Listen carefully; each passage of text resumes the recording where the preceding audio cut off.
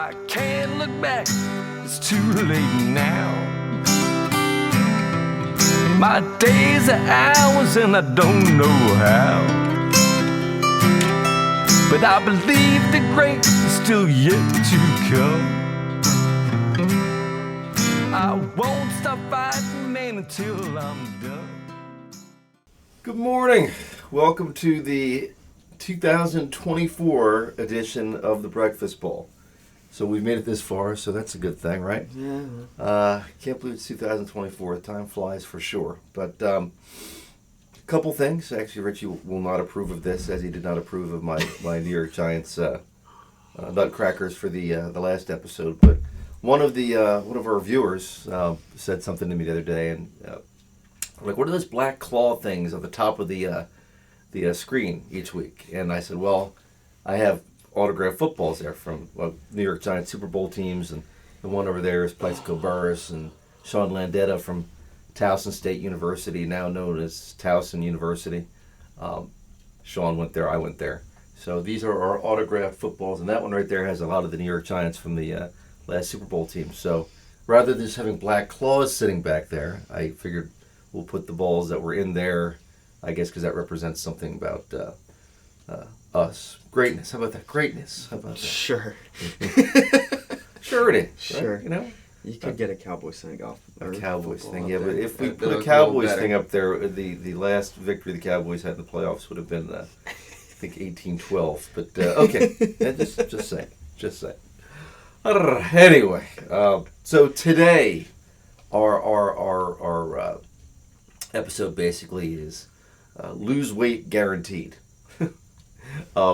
This is not really a weight loss program, but I'd like to share a couple stories with you just on we talk about performance psychology, and that's a lot of what we do involves how you think. Yep. So I know it's funny because when we're on the road at Rutgers, especially when we play at the national and the regional tournaments, a very strong correlation between the better players and the guys that get up and work out every day. Like I know when Richie, he'll get up and work out with me, and Zach Arsenault did, and Quentin Griffith did, and actually Corey used to get up and work out. Corey's a great guy. He's just one of our smaller guys, but he also at the gym, and those guys typically played better, Yep. which was I guess fascinating in and of itself. So I guess for being the young spry age that I am, I'm in pretty good shape. And I was working out once with Zach. I don't even know where the heck we were, some state or city somewhere, some hotel, and Zach was something like, "Coach, you move a pretty good amount of weight for your age." I'm like, "Yeah, great." And I said, Zach, if I could just get my diet under control, I would be in remarkable shape. And I'd known Zach for this point for like 4 or 5 years, and he turned to me with this deadpan look, and he said, Coach, as long as I've known you, you said the same thing. Right. It's true. Like, and I'm a victim of my own, again, anybody who gets up there and tells you they're perfect and they do everything the way they should. Like, I bust my butt to try to do things the right way. But that caught me completely off guard. That was like, wow, you know what? He has an excellent point. If I want to control, my fitness level or what I do, I need to control my diet. So at one point, then I went, nutty with it. I started eating salads for every meal. And sure enough, I lost weight doing that way. But, I guess the overall, is you control how you think, right? Yeah. I mean, that's, Yeah. yeah. So, which leads me, I haven't given a fictitious name to this player yet. You want to assign a name to this? We give fictitious names to protect the innocent. We'll just call him Happy. Happy, yes. So we had a player named Happy who was unhappy. Did he hit the long ball? Yes. Oh. Yeah. Carried a hockey stick putter. It was great. No. Happy was unhappy because Happy was let's just say overweight, right? Mhm. People like, actually, what? It's a question I didn't give you earlier, but like Here's a question, right? Is golf a sport? And I have my own feelings on that. So what do you think about that? Well, yeah, golf's a sport. If you ask any of my friends, what they do is they decide to pick on me and tell me how golf isn't a sport, and I always refute back saying how it is. Yeah. You look at all maybe not all the athletes on tour, but they all have physical capabilities. Huh. You look at Rory McIlroy. I think he squats 400 pounds. Yeah. Something like that. Right. I mean, these guys are strong. They're not. Yep. They didn't just roll up out of bed, roll up off the couch, and learn how to hit a golf ball. These guys go to the gym. They work out. They're healthy, just like any other sport. Yeah, especially today. I mean, I think Gary Player started the whole ball rolling with fitness, but there was a couple guys back in the day, your Craig Stadlers, but like every sport has. Every sport has them. Yeah, every sport has them. correct, yes. Maybe not every sport, but just about. Well, maybe not like tennis or, I was going to say cross country. Like, soccer might be a little bit hard to keep on running. Oh, okay. True, but so I mean, the point being on the sports stuff with this was like I remember playing in a college tournament way back in the day, and it was a rain delay, and they put 36 holes in one day. And it was like 97 degrees and really, really humid. And the guy I was playing with started actually getting physically sick because he just wasn't in good enough shape to play. I mean, most people they associate golf with the beer cart and the outings and all that kind of good stuff. But like, if you have to carry your own bag for 36 holes and swing a club in excess of 100 and something miles an hour, it's much more physically demanding than you think. Yeah. So,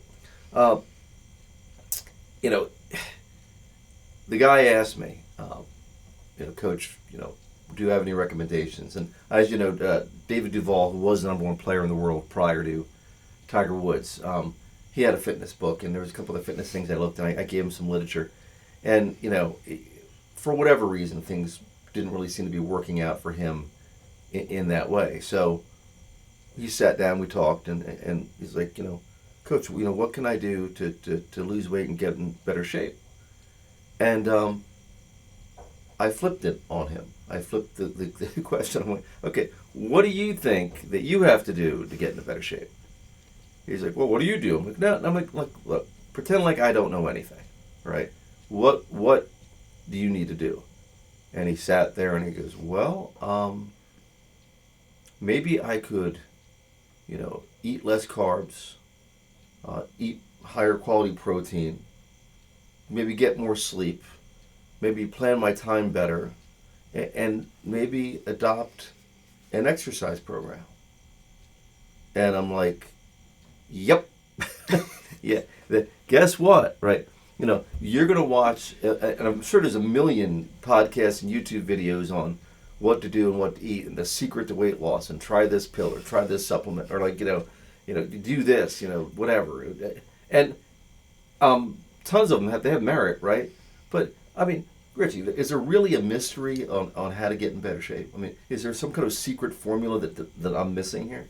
Work out more, eat healthier. Yeah. That's work out more, eat healthier. Yeah. That's all it is. Yeah. I mean, right? It's crazy, but the world will have you believe that there's some kind of ultra secret to it. Like there's some secret nobody knows, and only Correct. some people are holding on to. Yes, we have that secret. Keep watching our podcast.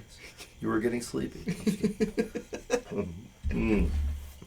No, what I'm saying is you control how you think. Here's as they always say, the devil's in the details, right? So, is there a great mystery to being in better shape? No. Do you control how you think? You do. Is it easy to control how you think? No. If everybody, and I think we've talked about this in previous, if everybody could think well, like the world will be a much better place.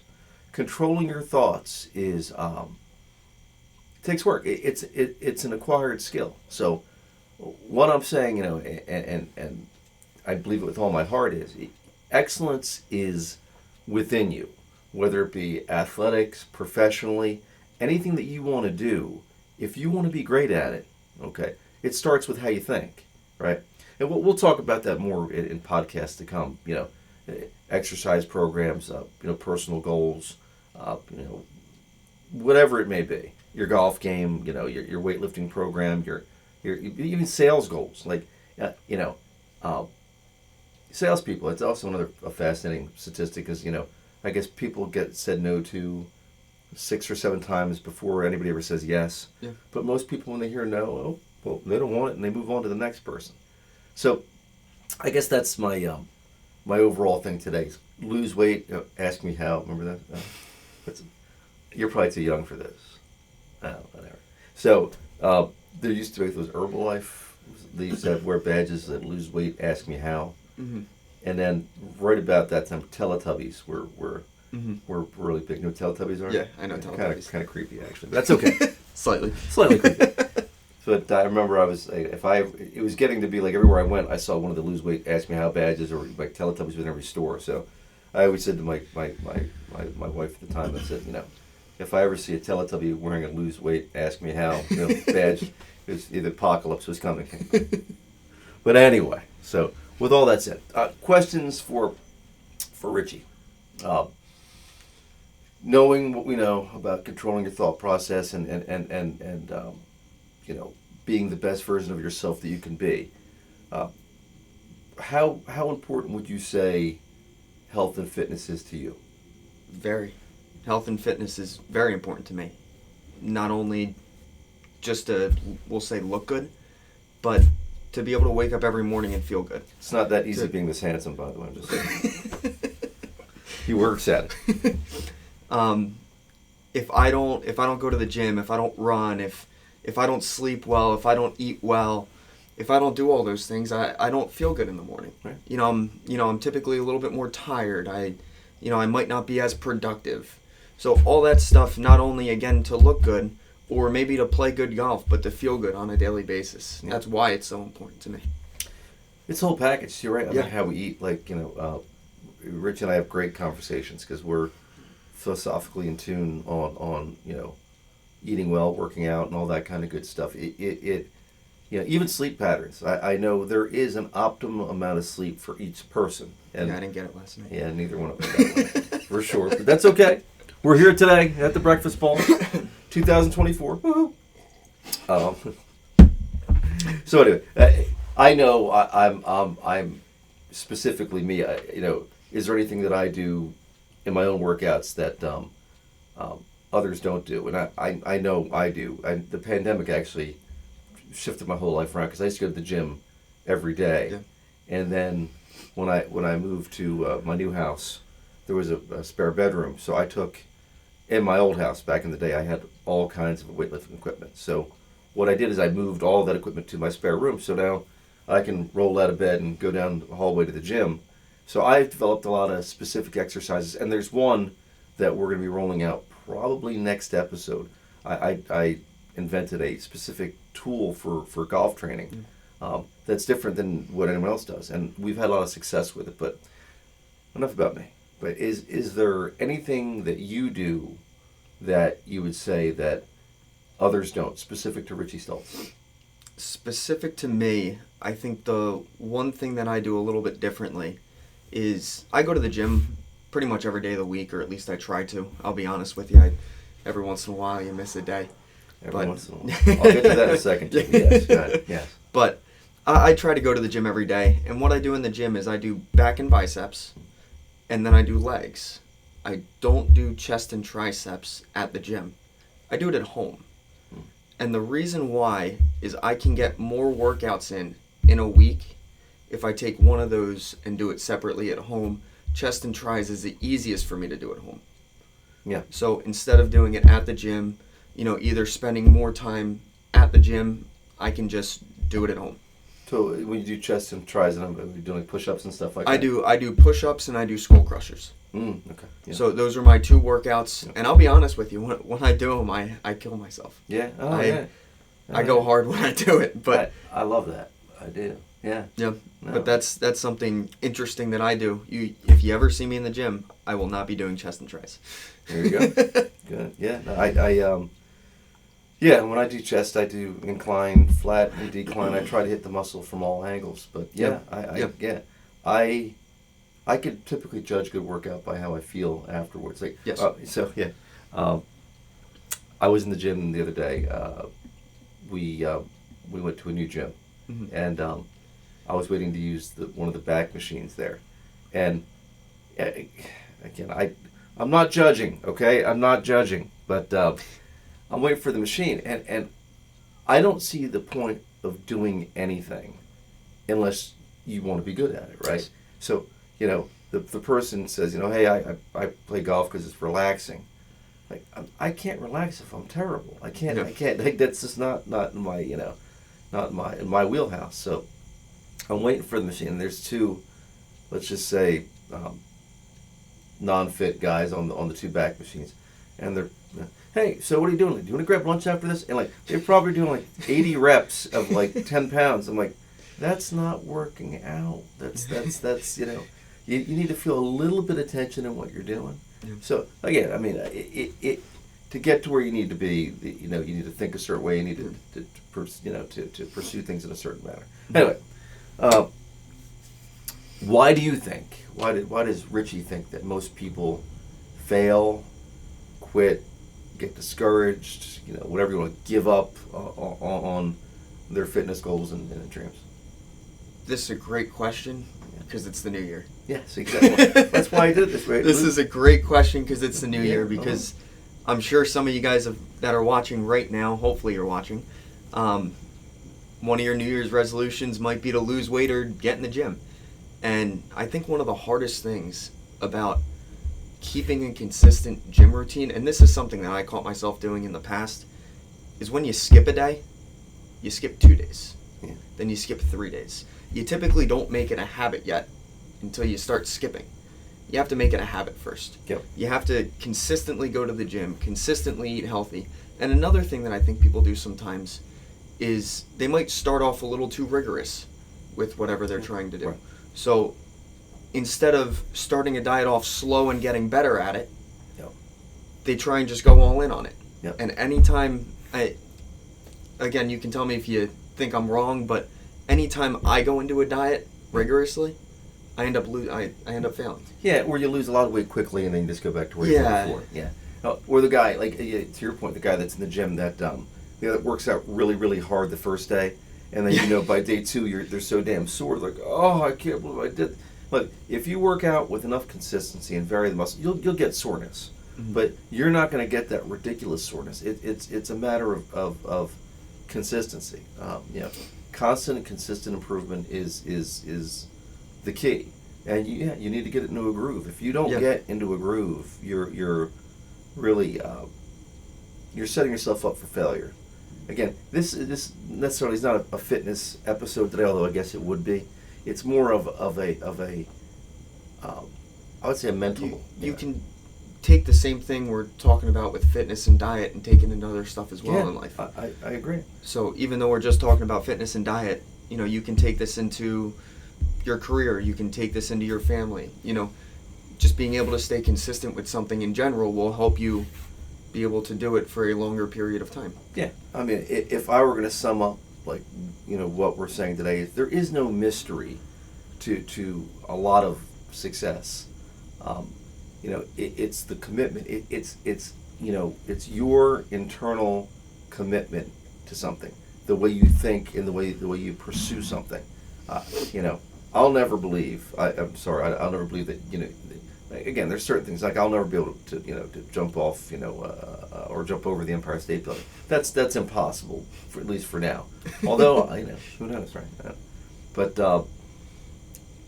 if there's something that people tell you isn't like this, even the breakfast bowl that we're doing now, people are like, oh, you're going to do a podcast. Well, look, we're getting better at it each time, and I love the to be challenged. That's what it is. So. When someone says you can't do something, like you said, that you live on that, right? Yes. You can't. Tell me I can't do something. Right. So, I guess the way we're gonna, drop the microphone today is say, look, there, if you are, if you are serious about achieving any kind of goal, then you need to start with how you think, and know that there's nothing you can't do if you set your mind to it. Anyway. Happy 2024. Yes. thank you for watching the Breakfast Ball again. Did I miss anything? Stay consistent with your New Year's resolution, whatever it is. Stay consistent. Yeah, Yes. I mean that's the consistency. That's it. Just get into a routine. Yeah. Yep. So, anyway, I'm Bob Cardia, and I don't think I said this yet, but this is the dashing Richie Stoltz. the dashing Richie Stoltz. Yes, we're this is the Breakfast Ball. Have a great New Year. Oh, yeah, South Jersey Golf Schools. By the way, if your New Year's resolution is to play better golf, come see us. Have a great one. Take care.